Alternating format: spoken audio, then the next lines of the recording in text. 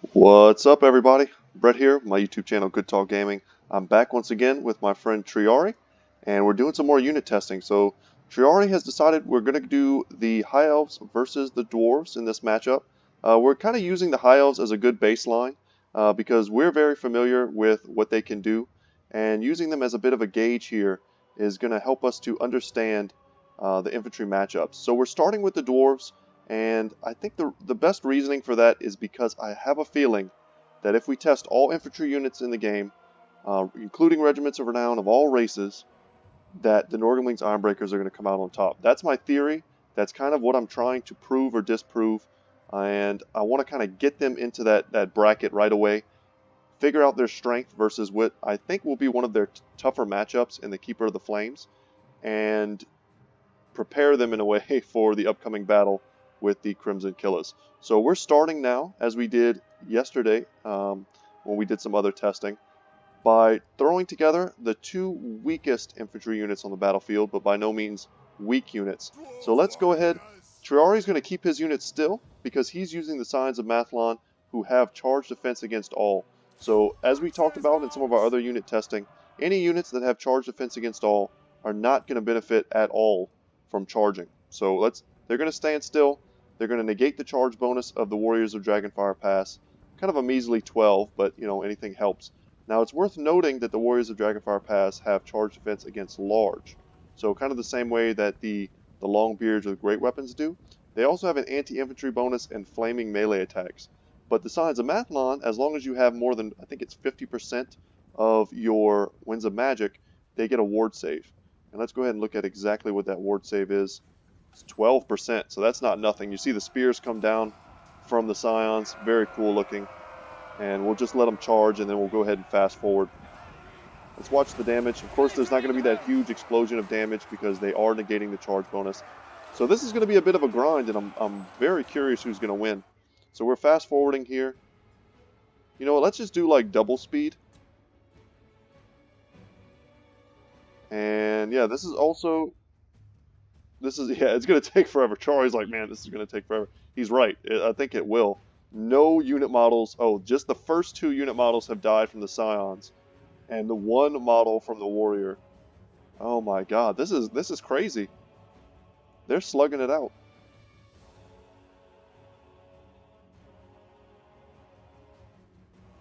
I could watch this all day. I don't know about you guys, but I love watching Dwarves and Elves go at it. Very, very thematic to the lore.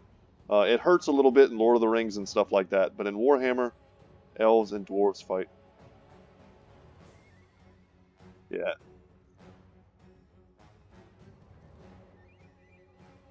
Right. Yeah, Triiari's pointing out that, like, the really old history, back when the Dwarves and Elves used to work together, kind of before Malekith got passed over as king. If you want to know a little bit about the lore, there's a lot of stuff you can read.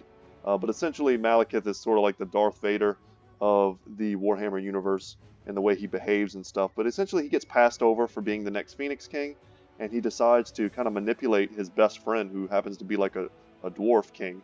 And he manipulates him and makes him think that the High Elves have attacked the Dwarves, when in fact it was him and his kind of like rogue faction. So here we go. I think it's pretty clear that the Warriors of Dragonfire Pass are going to eventually grind down the Scions. Something to consider here. We can go ahead and pull them back now. Yeah, let's pull them back. So something to consider when you test these units is like, yeah, it's cool to test out who wins what in a one-on-one. But the thing is that the Signs of Mathlon, with their 12% ward save, would be giving that to potentially, usually as many as two other units. One to the left of them, one to the right perhaps. So that value is going to be spread across multiple units. So it's hard to really gauge their strength based on one like small performance like that. And the Warriors of Dragonfire Pass, to their credit, are a very solid regiment of renown at only 700 gold. So now the Slayers and the White Lions are going to charge. I think this is going to be a pretty cool fight. They both kind of have an innate missile resistance. The Slayers have Death Blow whenever they die. Let's see here, there's disabled if their hit points are greater than 20%, but they get armor-piercing damage and plus 15% weapon damage. It's a constant buff. They are, of course, unbreakable, which is going to lend themselves to this battle. The Slayers and the White Lions both stand in loose formation, which Yeah, Triiari is making noises because he's watching the Slayers and the White Lions fight. It's pretty sick. The Slayers have 2 axes. You know, the White Lions have their 1 large great axe. They're wearing the pelts of the great White Lions of the lands that they come from, that they hunt, to kind of prove themselves. But those things, those pelts, give them that kind of famous missile resistance. So they both have it without, in fact, carrying shield. That's pretty interesting. They have Forest Strider. That's a pretty cool little trait that the White Lions share. And I think the White Lions, pure stat-wise, they're going to win this fight. The Slayers are meant to fight large targets. Yeah, and cost-wise, the Slayers are 900 gold versus the White Lions 800. If anything is going to help them, I think it's just purely the fact that the Slayers are unbreakable. They're going to fight to the exact last dwarf. And the White Lions seem to just be winning this fight. So, I mean, if we were fighting these Slayers versus Minotaurs, the Slayers, hands down, they wrap up that fight, no problem. But they are just getting dunked on by the White Lions. I'm honestly a little bit surprised by this. I thought it would be closer. But the number of unit models left for the White Lions, I think, is pretty impressive. I think we can pull them back now. That's a pretty solid test. No need to kill off all of my Slayers. Those poor guys. Alright, let's run them back. Alright, next up we have the Dragonback Slayers versus the Puremain Company. So after seeing that, I'm a little concerned for my my Dragonback Slayers. Let's go ahead and just charge them right at each other. Now, the Slayers, of course, like I've already mentioned, they're meant to fight large targets, but they do have that versatility of also being very good against many types of unarmored infantry. But the Puremain Company, the White Lions, they have 90 armor. That's going to be kind of a factor that renders them a little bit less effective. However, the Puremain Company have under armor sundering. I kept wanting to say under armor. The brands got me. But it's armor sundering, which has absolutely no effect versus the Dragonback Slayer. It's one of the things that make them very strong. The ability to on hit reduce someone's armor by 30, but it does nothing. There's no such thing as negative armor, so it's not going to have that effect. However, the Slayers in turn have an on hit effect called Flammable. We can kind of hover over it and get it to stay. But check this out. Power of the Dragonback. There it is.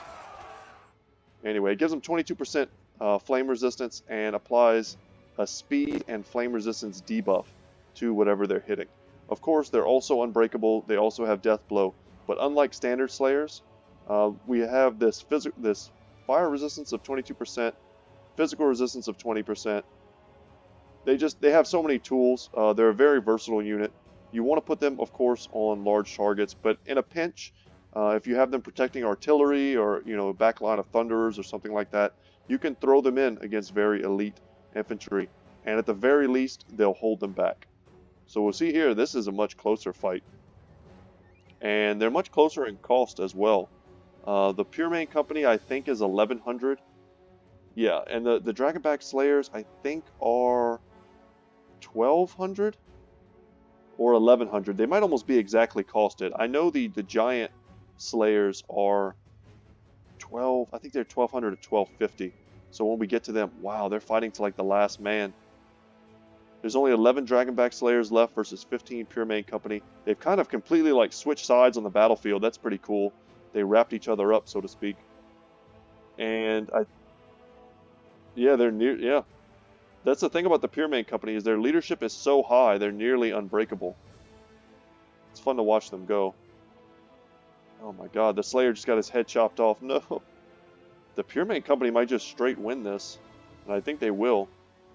Wow, I honestly expected them to break, but I think because there are so many other healthy units on the battlefield, they're not even considering breaking. Of course, if there were, more things going on right now, but that's it. The Puremain Company completely wiped them. Wow. I think in a real battle, the Puremain Company probably would have routed once they got below like 10% HP.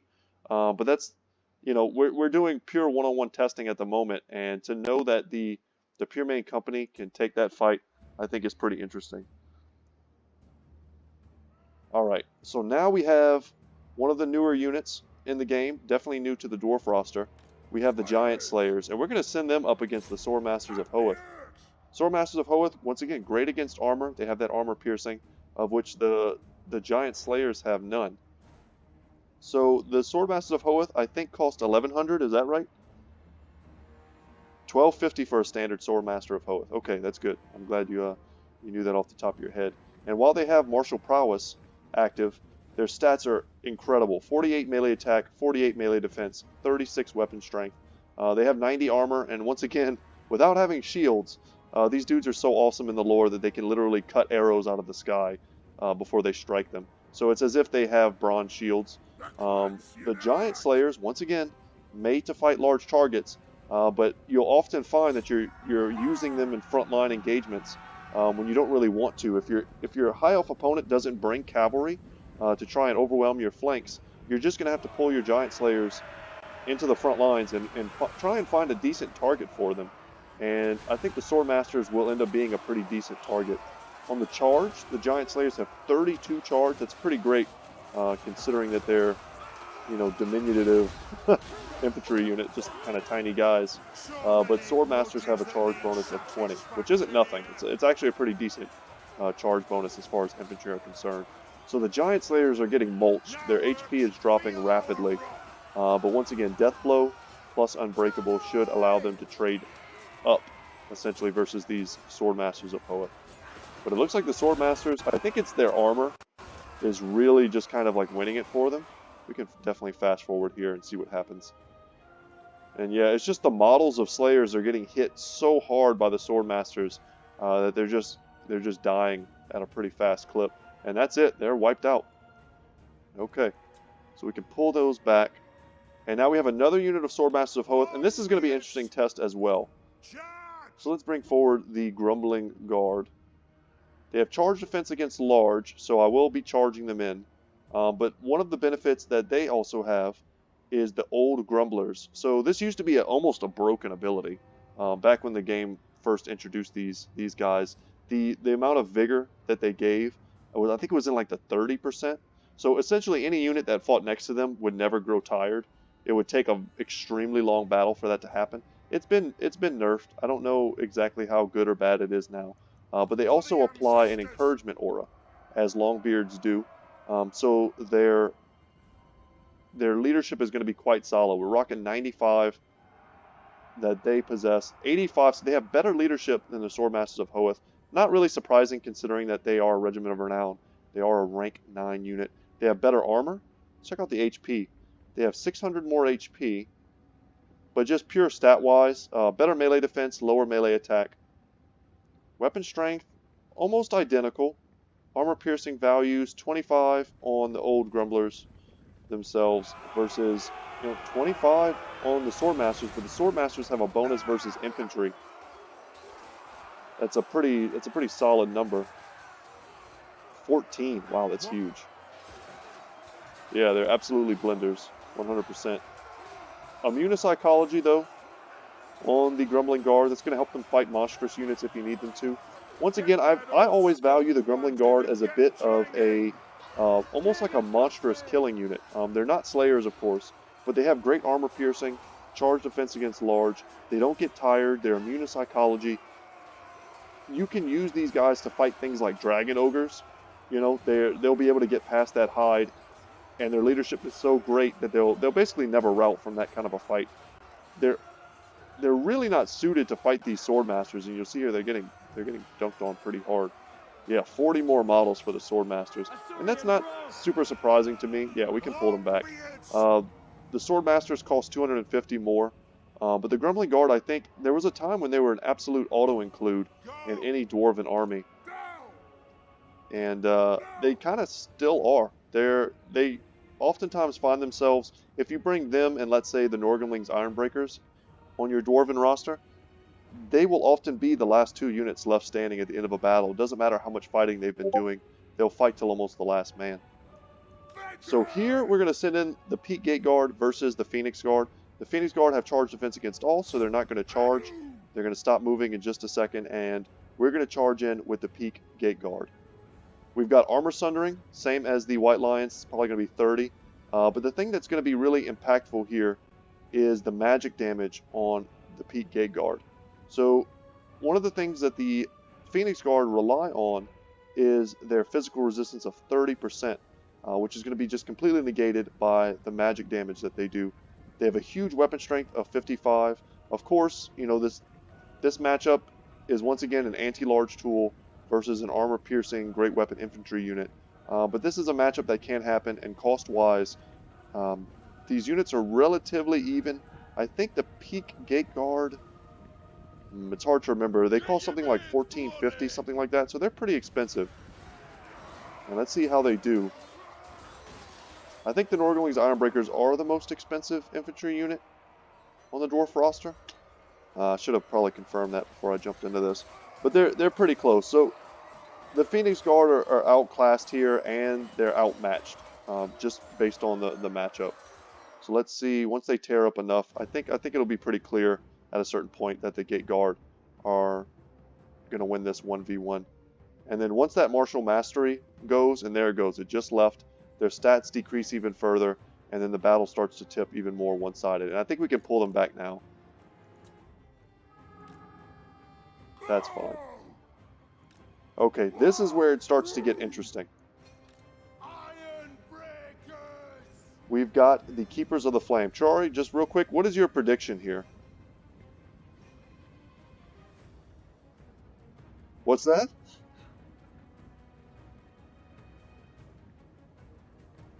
Okay. Range far, range fast. Mhm.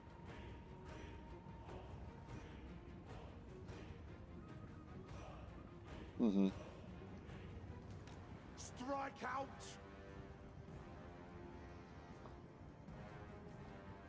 That's right. That's right. Plow through. Yes, that's right. So let me go over those points real quick, because those are all very, very important. So both of these units have charge defense against all. So they're not going to want to charge at each other in a real fight. However, because the Nordling's Ironbreakers have the satchel charges, Triiari can't sit back and wait. He needs to charge me, because otherwise I'll just march right up to him and throw my satchel charges. Now, the Nordling's Ironbreakers, as all dwarves do, have a natural magic resistance of 25%, whereas the Keepers of the Flame do magic damage. So they're going to get a bit of a defensive buff there. They're not going to take as much damage, but as you're seeing right now, these satchel charges are pretty brutal. They're going to break up the charge from the Keepers of the Flame. They're going to take a ton of damage, of course. But the big thing about these Keepers of the Flame is their physical resistance, which, you know, the Nordling's Ironbreakers don't have magic damage. They don't have armor sundering. They're just going to have to rely on their pretty low 36 melee attack and relatively low weapon strength of 32 with almost no armor piercing whatsoever to try and beat back these Keepers of the Flame, who have really great armor piercing. And when they die, they also apply that mark of Assyrian. So whenever they're struck down, they strike back with fiery, vengeful flames, it says. So let's see how this goes. There's So many grudges that need. That's a good thing to point out. Yeah, he's saying, look at all the damage they've taken. I mean, it's kind of crazy. They're at like 25% health minus, and they haven't lost a single model yet. And only one Nordling Ironbreaker has died. So the Nordlings have a lot more health, 125 armor. They're also shielded, which is definitely relevant. Their leadership makes them so that they're essentially unbreakable. They're at 101 leadership for the moment. Their melee defense is 86. That's got to be the highest in the game, easily. And even in the back rows, once they're still fighting, you'll see they're still trying to throw these satchel charges. Some of the guys in the back.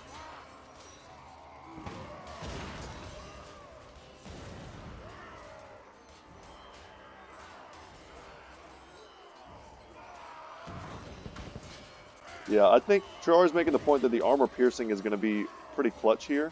And the Nordling's Ironbreakers have lost 6 models. I think that's mostly because they have 20 more models, that their HP pool is spread a little bit thinner than the Keepers are. However, the Keepers, because they're a halberd unit, because they have that effect where even the second tier halberds standing in kind of that second row can also attack, but the Nordlings are limited. You'll see here only their front row is attacking. So we'll fast forward now, because this is going to be a true grind. And of course all of those satchels are kind of missing. But the Nordlings are essentially unbreakable. They're going to fight till they're nearly all dead. And once the martial mastery is lost for the Keepers of the Flame, I think it's going to be a completely different fight. They'll lose 8 melee attack and 12 melee defense. And I think that's going to be gone in just a second here. Yeah, the Norgamling's still rocking 8,300 HP. Martial Mastery still active. Another cool thing to note is that the Keepers of the Flame also cause fear. So against a much weaker opponent or against someone that doesn't have immunopsychology, they can rout units through a fear check, even before they wear them down completely. So the Keepers of the Flame are just an absolute beastly unit. Even if they lose this, I'm still not convinced they're not one of the top 2, if not top 3 best infantry units in the game, despite, cost. Ignore cost completely and just look at their pure strength and the amount of almost like power creep that has happened from Total War Warhammer 1 to Total War Warhammer 2. They're just a really good unit. They'll be able to fight elite infantry like the Norgamling's Ironbreakers. They'll definitely kill any large target in the game. There's not a large single entity monstrous unit group, Butchers of Kalkengard or Kolek Sun Eater. None of those things will be able to kill the Keepers of the Flame at all. They'll take it down no matter what. So the fact that if their only weakness is that they can't quite maybe kill the Norgamling's Ironbreakers, then it's not really that much of a weakness. But we're getting pretty close. You start to see the fire bursting off of them.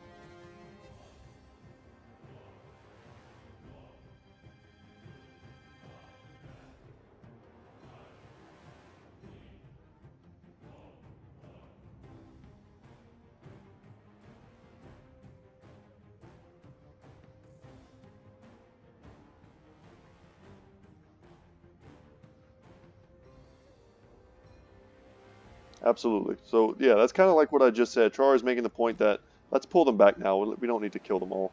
But he's making the point that I kind of just iterated was that the Keepers of the Flame are the best anti-large unit in the game. And in a pinch, they can fight, any infantry unit meant to really kill them, and they'll do just fine. So that's, like I said, it's not really a knock on the Keepers of the Flame. They're a powerful unit. So you're sending your, okay, let's back my dwarves up a little bit. So we also have a nice little test here with some of the heroes. So I'm going to be sending in my Thane versus Triiari's Lore Master of Hoeth. He's got all his spells, so you can expect to see something like a Shim's Burning Gaze, a Spirit Leech, an Earth Blood, Wizen's Wild Form. He's got different leadership buffs in the form of Blessed Tome. He's got Evasion, so increased melee defense and speed. Lore Master's Cloak for more magic resistance. The Lore Master of Hoeth recently in the last patch received a cost decrease, and I don't even know that was warranted because I always take the Lore Masters of Hoeth. I love them as a hybrid caster unit. They have some of the most essential and basic and very value spells in the game. The Thane, however, is not going to have nearly as impressive of a kit, but he does have Deadly Onslaught and Foe Seeker, giving him speed and vigor. Deadly Onslaught is going to give him a charge bonus, which I'm going to use in a moment here, in conjunction with the Silver Horn of Vengeance to give him an even better charge bonus. So feel free to use Spirit Leech or, Shim's Burning Gaze or whatever you'd like to use. Deadly Onslaught, hopefully I got that off in time. I'll put him up to a 46 charge bonus. And then in a moment, I'm just going to use Foe Seeker to keep him fighting fresh. And that's really all he has. He also has the Rune of Slowness. Not going to be relevant here. It decreases speed. And also, he has the ability to reduce enemies' resistance to fire. So what you do is you throw the Thane in to a blob of infantry, and you have Iron Drakes or a Flame Cannon positioned behind him. And he'll, reduce their resistance to fire. They blob up around him, and then you get those beautiful flaming shots. And you're able to take him down. So a Spirit Leech going off on my Thane. And yeah, it doesn't even look very close. When you include magic, despite the Dwarves having their natural resistance to magic of 25%, that's going to be pretty tough to beat. Self-healing unit. Wizen's Wild Form, Harmonic Convergence, really jacking up his melee attack, melee defense. 83, 87 right now. That's pretty beastly. So let's pull back. I think it's pretty clear that a full strength Lore Master can beat a full strength Thane any day. The Thane's strength is really in his versatility as an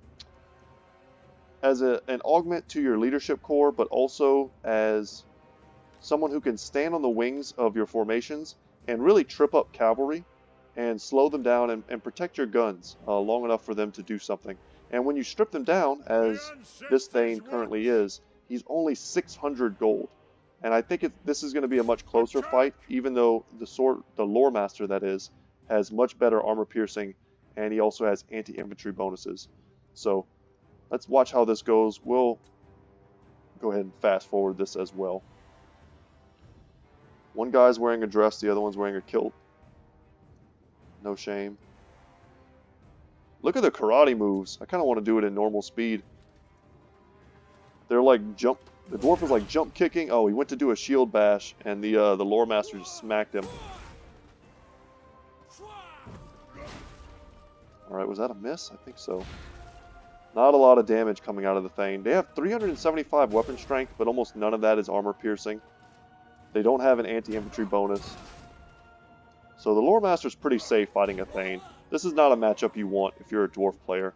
You want to throw your Thane into a bunch of really cheap infantry. You know, some orc warriors, you know, whatever. Some cheap clan rats or something like that. And they'll help you hold your front line. If you're going to strip them down like this, that's exactly how you want to use them. Otherwise, you want to give them those runes of slow and allow them to try and protect your flanks. The Lore Master, how much did the Lore Master cost stripped down? Do you remember? Was it about like 750, I think, after the cost reduction? But I think before it was 900. Almost 900 charge saying. So, you know, it's a 300 gold difference. You would expect this. And of course, we could test this a ton of different times and probably get some slightly different results. But I think at the end of the day, the Lore Master wins this fight almost every time. So let's pull him back. That's also something very important to remember, guys, whenever you're testing units of any type, is that there is variation. Sometimes units just miss. There's a lot of kind of hidden math going on when you include things like melee defense, armor, melee attack. All of these things are essentially kind of like hidden dice rolls. So sometimes you'll do unit testing, you'll fight the same two lords again, you know, 2 different times and get 2 wildly different results. You might fight Kolek versus Throg or something like that one time, and Kolek just almost doesn't take a single hit, and then the next time you'll do it, and Kolek goes down to 50% HP, and that's such a huge variance. But I think the experience comes from just playing the game as much as you can to see kind of where that variance, whether or not that variance is like an abnormality, or whether or not it's pretty standard, normal within the range of what you should expect. So now we have, okay, so the Dwarf Lord actually has charge defense against all. So I'm going to take advantage of that. And he also just looks like a complete badass in my opinion. Triiari loves the aesthetic of the Elves, which I do too. I certainly do. But I am definitely, the Dwarves are my spirit people. Look how cool he looks. Those awesome horns. So the Prince is going to charge in. The Prince has silver shields, which is pretty awesome. 40 less armor though. But way better melee defense, as long as he has his martial prowess active. Wow, he looks awesome. You're right. He said that. Triiari said that before we started. I guess he zoomed in on this Prince. This dude's armor is sick. His helmet is awesome too.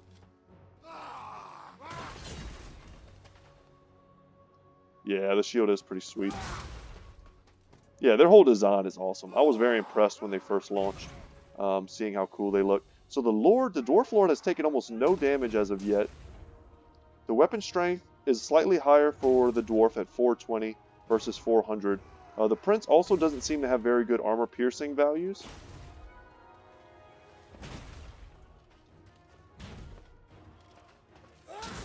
.140 armor piercing for him. Yeah, same for the Dwarf Lord. So these are pretty standard. The Dwarf Lord completely stripped down costs 1,000. Do you remember what the Prince cost? A little more, maybe? Maybe 1,200, maybe 1,100, 1,200, something in that ballpark I think is correct.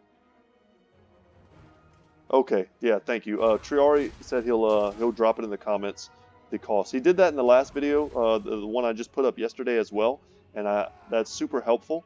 And guys, if we ever make a mistake or something like that, in terms of the exact numbers or, you know, any kind of effect that may happen in the game, feel free to let us know in the comments section. Nobody's perfect. We don't know everything about this game, which is exactly why we're doing unit testing. We're both hoping to understand the units in the game better through this kind of unit testing. And there's probably a slightly better way to do this, but it would take way longer, and we both have lives. So we can't like individually take one unit in an army and like make them fight and then restart and do it over and over and over again. So that's why we only let the units fight so much. We pull them back so that we don't like tip the balance bar too unfavorably whenever we finally get to the Lord. So I think it's fair to say we can fast forward this now. And it looks like the Prince is pulling ahead a bit. But as we talked about, this could be pure variance, or it could just be that the Prince mostly wins out. I think what needs to happen is the Dwarf has to get the Prince below 50% HP so that he can knock off his martial prowess. And if he can't do that relatively quickly, I think the Prince is just going to snowball with that pretty large stat advantage. And he's just going to be able to bully the Dwarf Lord.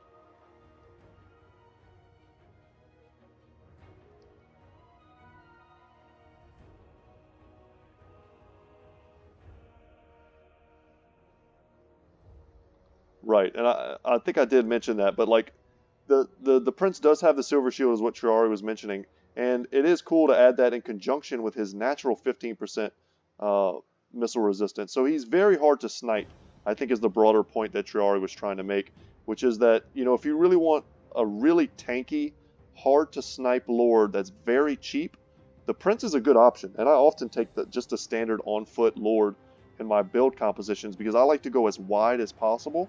And because so many people in the meta and so many people on ladder, their whole builds are focused around just sniping your Lord and winning that way. That's personally not how I like to play.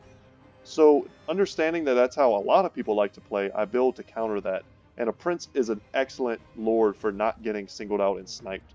If a large, you know, Lord like Kolek, let's say, goes and charges him, he'll hit him, he'll throw him across the map, but he won't be able to stand there and just beat on him as if he was on a horse. If he was on a horse, the horse would take the hit, you know, it kind of like rears up, it does like a little animation, and then Kolek swings again and again and again, and the next thing you know, your Prince is dead. It's actually better for a foot Lord to be knocked out of combat by a large, very powerful Lord or monster, whatever the case may be, a Hell Pit Abomination, for example, than for it to just stand there as it would on a horse and just get beaten on by a superior, you know, fighter in that instance. So very tanky, the Dwarf Lord and the Prince kind of fighting how I expected. Really not that surprised to see the Prince win here. I expected he would. But once again, slightly more expensive, but perhaps a little bit more versatile. So kind of to make up for the fact that the Prince has that silver shield but less armor, the Dwarf Lord has the bronze shield but 40 more armor. So there's a lot of give and take there. There's a lot of kind of like hidden balancing. But I think all in all, fairly even. And I'm pretty happy with this test. I think we learned that the Norgenling's Ironbreakers are a ridiculous unit, and I don't know if anyone ever doubted that. I'm pretty happy to finally know who wins between a Dwarf Lord and an Elf Prince. That's going to be a Grudgeon, probably. And we have some more concrete info on whether or not the Slayers and the Giant Slayers can stand toe-to-toe with more elite infantry. And that was pretty interesting as well. And the Warriors of Dragonfire Pass performed much better than I thought they would. You know what we can do as kind of a, before we get to the Bugsman's Rangers, the last test, let's throw the Warriors of Dragonfire Pass up against that healthy Swordmasters of Hoeth you have.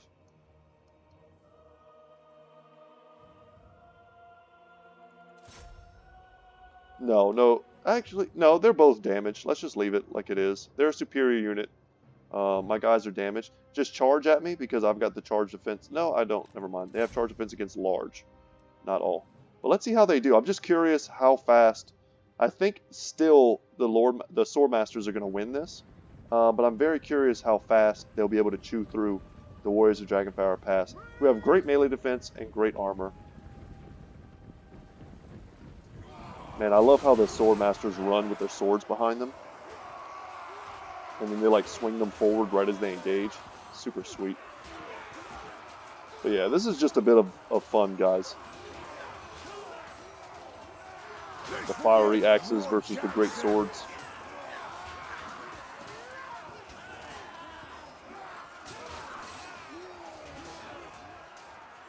Awesome. So in the lore, I don't know too much about the Warriors of Dragonfire Pass. I know that the Dragonfire Pass is actually a place in the game where you can do a lot of different quest battles. It's kind of where, uh, in the lore, the orcs tend to kind of right through this one open canyon between the mountains. So the Empire and the Dwarves often stand there to try and like fight them back. And I know that the Swordmasters of Hoeth train in the White Tower of Hoeth as kind of like these scholarly badasses, really, and they learn to use their weapons while also studying. And the Phoenix Guard, who also have pretty cool lore, their whole deal is that they know the exact hour of their death, the exact time of their death, so they take kind of a vow of silence. And that's why, you know, when we hear all these units fighting each other, you don't hear the Phoenix Guard actually saying anything, because they've taken that vow of silence to never speak and to never mention what they know about the future. So, okay, last test here, and I think this is going to be a fun one because this is going to be Triiari opening fire. He wanted to see what the spread, kind of the alternate fire mode of the Eagle Claw Bolt Thrower. It's an anti-infantry mode. It's very spread out. What it would do to a unit like the Bugsman's Rangers. Now, the Bugsman's Rangers are unique in terms of ranged units because they also are shielded, right? They have Stalk, they have Vanguard. They're actually hidden right now, which is interesting. I just realized I need to move them forward. The Bugman Rangers are an awesome ranged unit. They just have so much they can do. They have charge defense against large, for God's sakes. Even if like a cavalry unit gets in and amongst them, they're still going to negate that charge. They have Vanguard deployment, and to top it all off, probably the biggest thing about them is that they have regen in the form of liquid fortification. So this may be a bit of a weird test because the Eagle Bolt Throwers kind of alternate fire, it kind of excels at dealing lots of damage over all the different models. Each individual model kind of takes a small hit, and it just adds up. It doesn't do a great job at killing models, but it does a great job at just blanketing damage across entire formations. And then if you engage in melee, there we go. You can see them. Range far, range fast! Charge! Strike out! Nothing can stop us!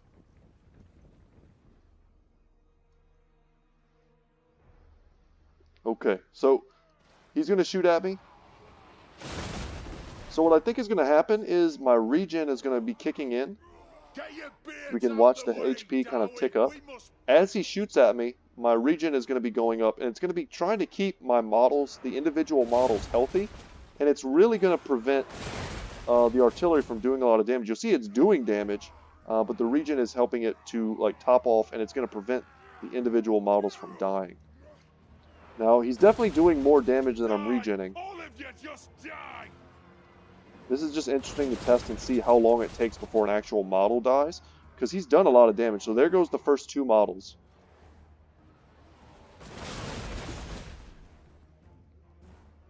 That's true. That's true. So Triiari's point is, because they're so close, they're actually very accurate. But I had to move them close because they have stalk. So if they were standing at the full range, like way back here, most of these shots would not even be hitting them. If you want to like turn off your fire at will for a second, I can move them further back. And I'll fast forward here. And you could just put one of your like your lords or something here to spot me. And I'm going to move right at the, you don't have to move them. I'll just move them right to the very like tip of the formation, or of their range there, as I can see it. Yeah, right here-ish. Should be fine. But for their cost, the Bugsman Rangers are an amazing unit. If they have to fight in melee, they can. You know, 24 melee attack, 38 melee defense with regen. And weapon strength is 31. That's crazy. That's absolutely crazy. They're essentially an infantry unit that can also shoot. They're just so strong. In my super late game campaigns with Dwarves, I love to just have like 6 of these in every unit. Super fun. So surprisingly still quite accurate. It seems like a lot of their spread is hitting. But in my experience, yeah, you'll see kind of as it goes, the spread furthers and furthers, and I think you just switch to the single target mode. It's much more accurate and much more likely to kill a model when it hits. Ooh, that looked like a direct hit, but it didn't kill anything. Interesting. But this is more meant versus large targets, cavalry, monstrous units. So this just hit them pretty much dead square, it looked like, and not a single model died. Ooh, this is way less effective. All of those hits, like 5 or 6 of them, they didn't kill anything. They barely did any damage at all. Maybe they did some kind of sneaky ninja buff on these, on the Eagle Claw Bolt Throwers spread fire.